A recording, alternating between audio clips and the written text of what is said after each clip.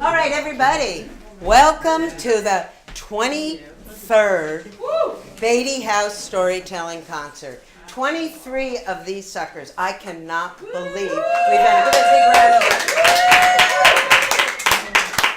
applause. Just want to remind you, this show is a little different because everybody gets big amounts of time, big spots in which to tell their story or their stories. Why do we do it this way? Because everybody's got a lot to say.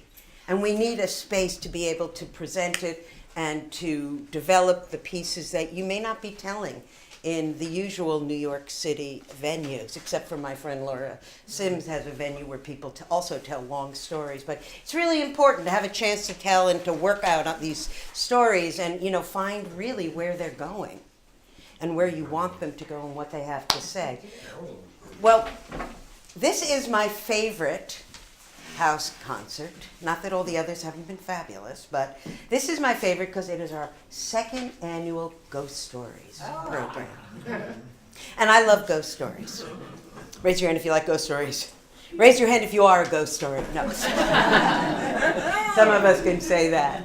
I love ghost stories. I love them because they tell us a little about who we are. They tell us about our relationship to what's come before.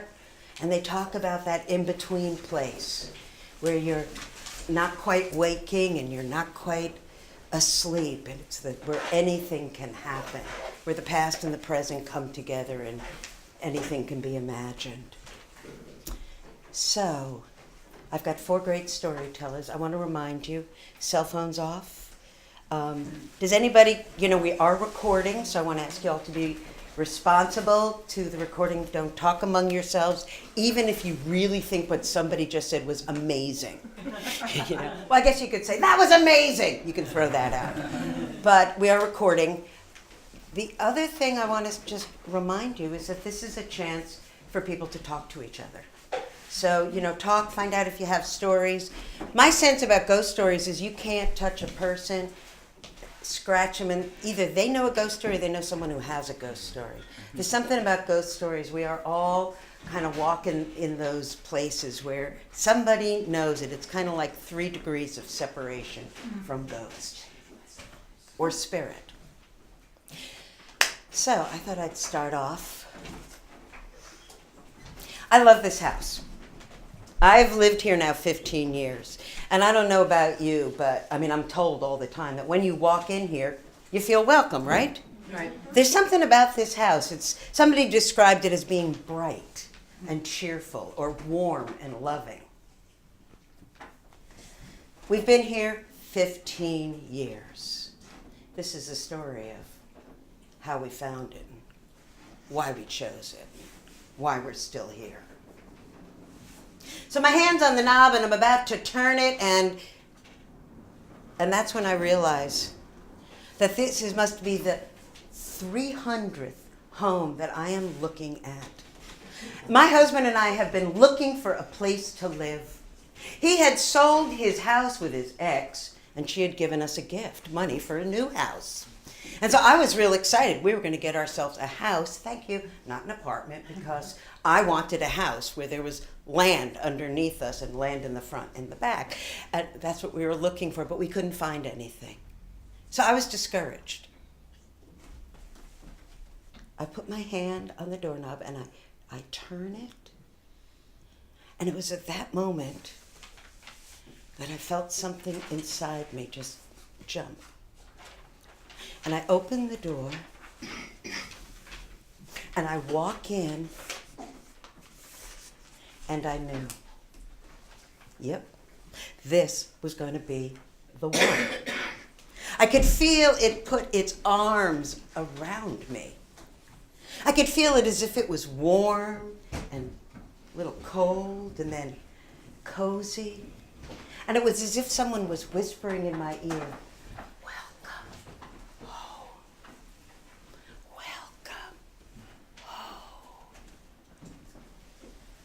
I walked in, I looked around, and the house was a mess. It was like every other home we had been to see. The way it is when you're looking for a place to say everything you can afford is a mess. It's broken down. It's gross. It's disgusting. Everything you want, I don't know, it's kind of like House Hunters or those things on HGTV that I watch all the time. Everything that you want is way above your budget. And there I was in another one. And yet I could still hear, welcome home. Well, I really didn't know if I was hearing things, and I was a little crazy. We had been looking at a lot of places. And I walk up the stairs, and that's when I noticed that the stairs are sagging. Did you know that stairs can sag? They separate from, I didn't know that. They separate from the wall, and they go down. So there we are trying to go upstairs, and you find yourself going down to the basement. And I walked up to the second floor, and there's shag everywhere. Look at the walls. The walls are covered in ugly, horrible wallpaper, stained, dirty, ripped. And I'm thinking, why had Tom said that this was different? Looked exactly the same to me. Well, I came downstairs and I went through the kitchen. The kitchen actually is not a whole lot improved now if you were to look at it. There's a few things. We painted a few things, and the dishwasher has been replaced twice now. Oh, and the refrigerator, because we couldn't stop, taping it. It was really becoming difficult. But then I got into the dining room. And I stood there and I looked out. Now, this is a time where it's very, organic is important. Everybody's talking about organic. I mean, I know that, it's like, we almost take it as like this is just, organic is normal now, especially here in Brooklyn. Organic, native species, indigenous. Well, I looked out into what was the backyard, and I saw organic, native born, and indigenous plants that were climbing all the way up past the second floor window. And I looked at Tom, who's come to stand next to me, and I think, no, I don't want this place. But then I felt it again. That kind of warm and cold and warm embrace that came around me and held me. And I heard it again, as if someone was speaking. Welcome home. And we took it. So we spent a couple of months, cleaning up, getting it fixed up, and it takes a while to go, and, you go through the closing, and then, and we even had like a bidding war. Even after we signed, there was a bidding war because our wonderful realtor had decided that they were going to entertain other higher bids, and so we had to go and bid against our own realtor and finally we finally got the place. And here we are, and we fixed it all up, and it was nice. And everybody said the same thing. It's like it's a really cozy home. And, I didn't think, I just like Tom and I were cozy types. We like people. Tom's younger son was here. The kids, some of the kids came. It was a beautiful home. We had all our friends. We had family. We had little parties. We had the whole Megillah. We had everything.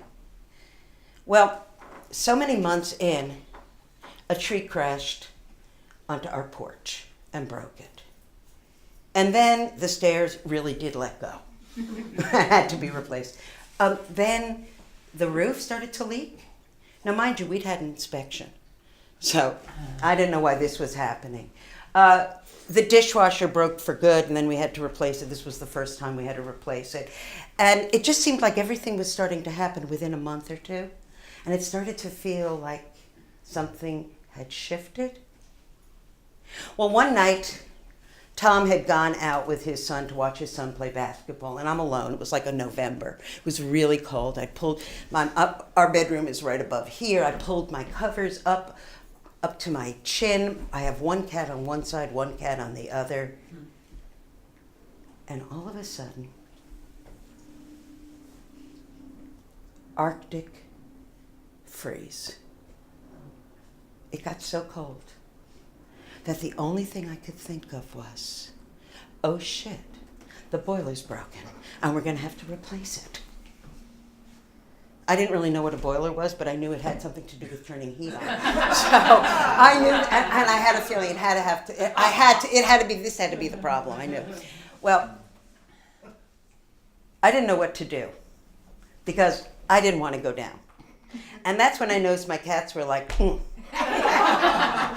pushing against me. And then I saw they were pointing. You know how cats and dogs do when they feel something? And they were pointing to my right. And that's when I smelled it.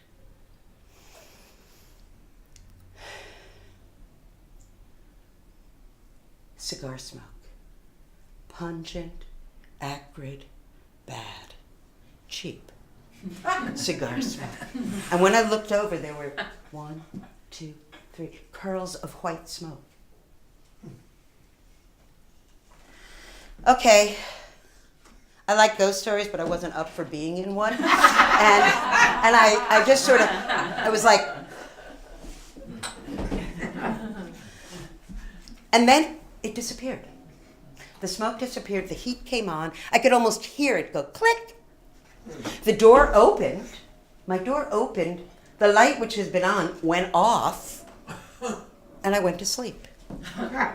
Now, I didn't tell my husband about it because he would have laughed at me. He was at this point in our marriage, he thought I was a little weird about stuff like ghosts and stuff. And he just thought I was, making the stuff up when I talked about what had happened before to me in my life, blah, blah, or my friends or whatever, all that other stuff.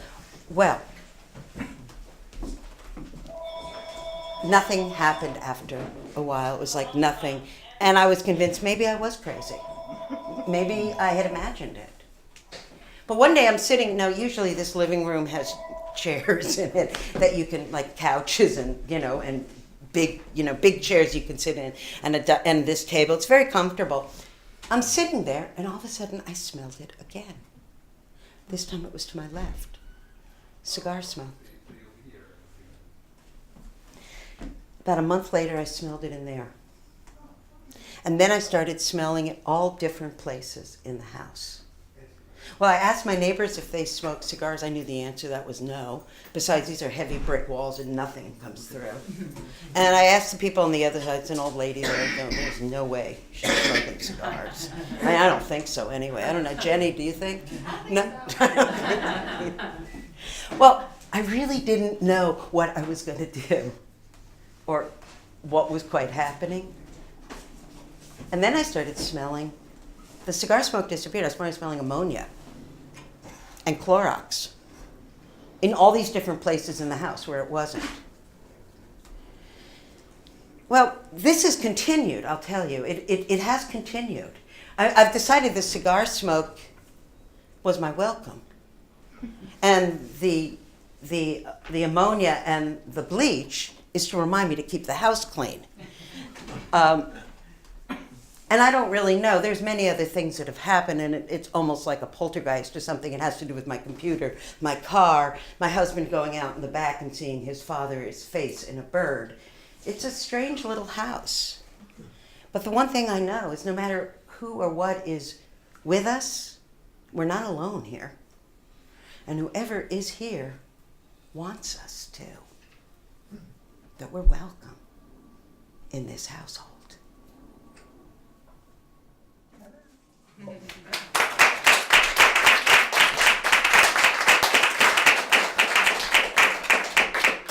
So be careful what you say while you're here. Every bit of that was true.